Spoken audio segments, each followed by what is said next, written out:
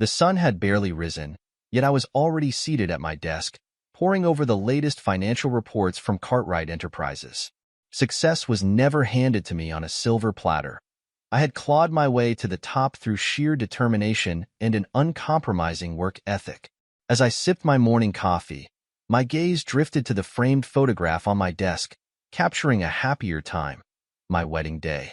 Elise had been a vision in white, her radiant smile outshining even the brightest of diamonds. We had been so young and full of dreams then, promising to love and cherish each other until death did us part. A bitter chuckle escaped my lips as I considered the irony of those words. If only I had known then what lay in store for us. The sound of footsteps approaching drew my attention, and I straightened in my chair, donning the mask of the successful businessman I had perfected over the years. Elise entered the study, looking as impeccable as ever, not a single strand of her chestnut hair out of place. "Good morning, darling," she greeted, her voice as smooth as honey. "You're up early as usual." I offered her a tight-lipped smile, keenly aware of the distance that had grown between us over the years. "You know how it is, my dear. The company doesn't run itself." Elise nodded, her expression one of placid understanding. Little did she know that my empire was built on a foundation of ruthlessness, of crushing my competitors and exploiting every opportunity that presented itself. In the corporate world, kindness was a luxury I could ill afford. As she excused herself to attend to her charitable endeavors, I allowed my gaze to linger on her retreating form. Once upon a time, her mere presence had been enough to set my heart racing. Now, I felt nothing but a hollow emptiness, a chasm that seemed to widen with each passing day. Little did I know that Elise's restless spirit had already been ignited, fueled by the attention of not one, but two other men. The days that followed passed in a blur of meetings, negotiations, and power plays. I was so consumed by the cutthroat world of business that I remained oblivious to the storm brewing within my own home. Elise had become a master of deception, carefully crafting alibis and excuses to cover her secret rendezvous with Charles and Victor. The charming architect and ruggedly handsome personal trainer had awoken a fire within her that I had long since extinguished.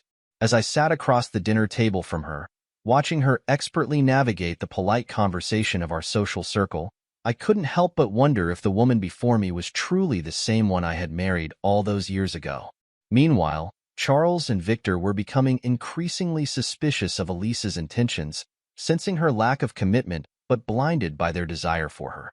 They craved more from her, but she kept them at bay with promises of a future together, dangling the carrot just out of reach. As Elise's paranoia grew, fearing that I might discover her infidelities, she realized that life with me had become unbearable. The once passionate love we had shared had long since withered, replaced by a cold, empty shell of a marriage. One evening, as I returned from a grueling day at the office, I noticed a strange look in Elise's eyes, one of fear and uncertainty. It was then that she revealed the cause of her unease. She had discovered bruises on Victor's arm, and he had confided in her that we had had a heated argument at the gym over a trivial matter. My blood ran cold as I realized the implications of her revelation. Why was she caring about Victor? I saw fear in her eyes of guilt, so I confronted her. Why so much care for a damn trainer? Huh? Her face dropped. Nothing. It's just that we have good relations as friends. I hope he remains your friend. Don't let him become more than that. Her reaction changed. Of course, I'll never betray you. I left, giving her a cold look, making her realize my eyes are on her. Desperate to regain control of the situation, Elise contacted Charles and Victor separately, hinting at a plan to eliminate me from their lives permanently. Both men were hesitant at first, but the promise of a future with Elise proved too tempting to resist. Little did they know that they were mere pawns in her game, players on a chessboard she had skillfully manipulated. As I retired from my study that night, Elise forgot that I'd had access to her social accounts. I logged into her accounts on my computer, and my doubts about her and Victor were true. I also found out about Charles. My wife was having an affair with two men at a time. My mind raced with the knowledge that my own wife had betrayed me in the most profound way imaginable. Anger and hurt swirled within me, threatening to consume me whole. But I knew that I could not afford to let my emotions cloud my judgment. In the business world, I had learned to keep a level head and strategize my moves with ruthless precision. This situation would be no different. As the fire crackled in the hearth, I poured myself a glass of the finest scotch, considering my options. One thing was certain. Elise, Charles, and Victor would soon learn that no one crossed Alan Cartwright without facing the direst of consequences. The days that followed were consumed by a single, all-consuming thought: vengeance. My mind was a whirlwind of strategies, each more intricate and brutal than the last. I would not rest until Elise and her lovers had paid dearly for their betrayal. I installed hidden cameras in my house and in a cabin nearby. I was onto something when I checked the footage of the cabin. Elise, Charles, and Victor had planned a secret meeting there. "Gentlemen," she purred, her voice dripping with false sincerity, "I'm sure you're both wondering why I've brought you here today." Charles and Victor exchanged a wary glance, but their desire for Elise's affections outweighed any misgivings they may have harbored. "Whatever it is, my dear, you know I'm yours," Charles replied, his suave demeanor barely masking the desperation that lingered just beneath the surface. Victor, ever the brash one, simply nodded his agreement, his gaze roaming over Elise's curves in a manner that made my blood boil. It was then that Elise laid out her twisted plan, her words like knives piercing my heart with each syllable. "We're going to get rid of Alan," she stated matter-of-factly. "For good." The cabin echoed with the sound of their scheming voices, each more depraved than the last. They decided to make my death appear as a tragic home invasion gone wrong, with Charles handling the logistics and Victor carrying out the execution. "Once Alan is out of the picture," she whispered, her lips brushing against Charles's ear, "we can be together, my love. Just the two of us." Charles shivered, his resolve crumbling beneath the weight of her promises. To Victor, she offered a different fantasy, one of passion and desire. "You've always been the one for me, Victor," she cooed, her fingers tracing the contours of his chiseled physique. "With Alan gone, we can finally be free." Like moths to a flame, they were drawn to her, blinded by their lust and greed. The night of the planned accident arrived, and I watched from the shadows as Victor crept into the mansion, his movements betraying the slightest hint of hesitation. Charles waited nearby in a getaway car, his knuckles white as he gripped the steering wheel. As Victor approached my study, I stepped into the light, leveling my gun at him with a steady hand. The look of shock and fear on his face was almost comical. "Alan," he stammered, his eyes wide with terror, "what are you doing here?" "I could ask you the same question," I replied, my voice as cold as steel. "But I think we both know the answer to that, don't we?" Victor opened his mouth to protest, but I cut him off with a sharp gesture. "Save your lies for someone who might actually believe them. Call Charles and tell him to come inside. Now." With trembling hands, Victor did as he was told, luring Charles into my carefully laid trap. As my men disarmed and subdued them, I couldn't help but feel a sense of satisfaction. The hunters had become the hunted.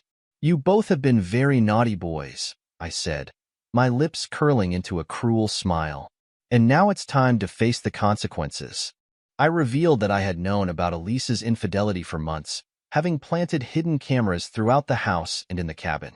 Their shocked expressions were a sight to behold as I played back the recordings from the cabin, their twisted scheme laid bare before their very eyes. Bound and helpless, Charles and Victor could only watch in horror as I extracted every detail of their plan, recording their confessions for posterity. Their cries for mercy fell on deaf ears. They had sealed their own fate the moment they conspired against me. It was then that Elise returned home, her steps faltering as she took in the scene before her. The horror on her face was a sight to behold as I played back the recordings of her own words, her treachery exposed for all to see.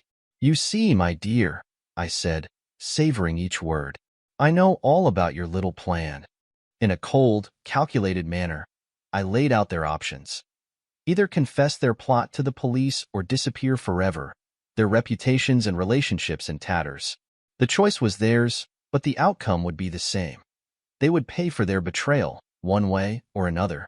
Charles and Victor, their bravado long since shattered, could only nod in resignation. But Elise, ever the defiant one, met my gaze with a fire in her eyes. "You'll never get away with this, Alan," she spat, her voice dripping with venom.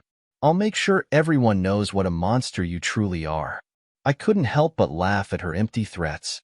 "Oh, my dear Elise," I replied, shaking my head in mock pity. "You underestimate me at your own peril." With a snap of my fingers, my men hauled them away, their cries of protest echoing through the halls of the mansion that had once been their playground. As the silence settled around me, I poured myself another glass of scotch, savoring the sweet taste of victory. The game was far from over, but the first round had been decidedly in my favor.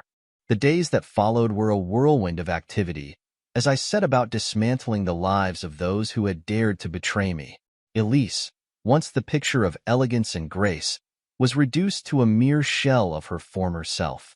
"Please, Alan," she begged, tears streaming down her cheeks. "Have mercy. Think of the children."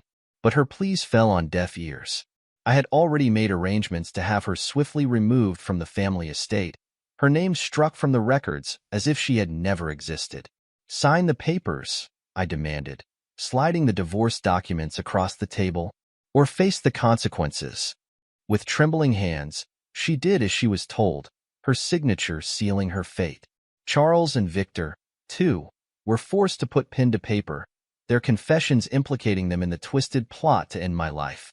With surgical precision, I orchestrated the next phase of my plan. The confessions, carefully curated to remove any trace of Elise's involvement, were anonymously delivered to the authorities, painting Charles and Victor as the masterminds behind the attempted murder. As the news of their arrest spread like wildfire through the community, I couldn't help but revel in their downfall. The once suave architect and ruggedly handsome personal trainer were now reduced to mere footnotes in the sordid tale of their own undoing.